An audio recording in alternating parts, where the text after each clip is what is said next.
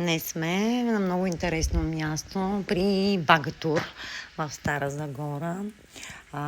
Вече дойдохме, момичето ни направи една уникална беседа. Аз реших да изпия едно кафе и да изпуша една цигара, който започва една голям такав пакет от атракции, които да опита. Мястото е изключително красиво, персонал е много любезен, просто наистина си заслужава. Малко по-късно и ще снимам, за да ви покажа. Първата атракция на Гоги е яздене на кон.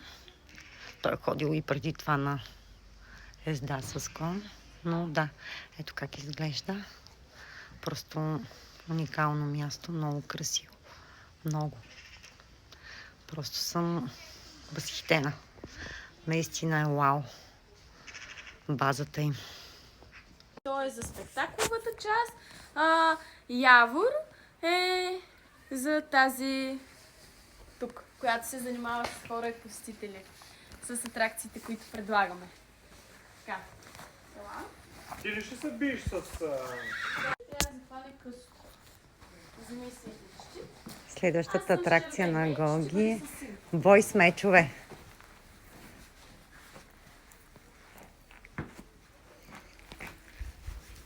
Не, окей, тези си. Този е много малко. Я да видя как се хване. Добре. Аз ще атакувам такава първо. Виждаш ли, целта е, че се успееш да се пазиш. Аз мога ли да такова или... Едно, атака! Виждаш ли как викам аз? Аз те повалих! Не съм добър в меч.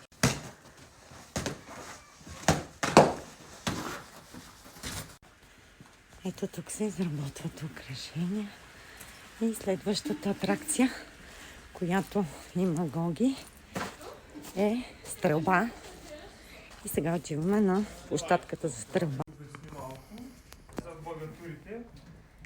Каза, че най-важното умение за всеки багатур след това да язди кон е лъка. Точно така.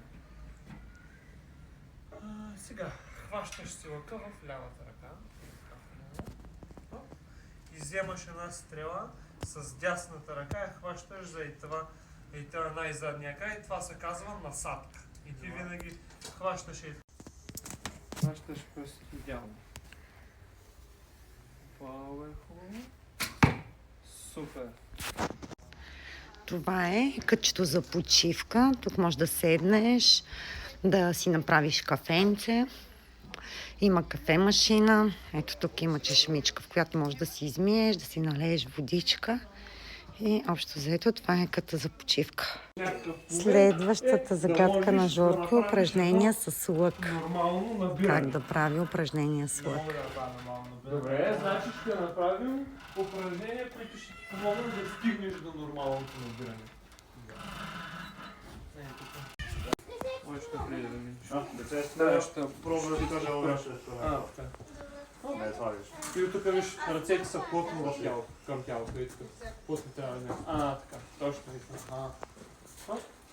Използвайте ръката.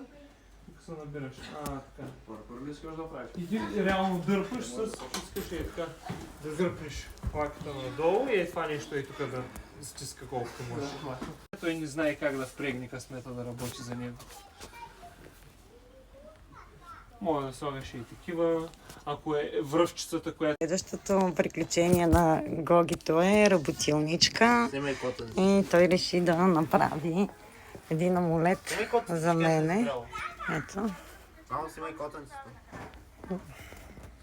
И докато аз го чакам Гоги да направи, вижте кой дойде при мене. Да, ще си сложи лапичката върху мене. Виж го. О, миличко, какво? Така, приключи нашето приключение в Багатур. Гоги, доволен ли си? Беше много хубаво, много забавно, просто много, много добро място.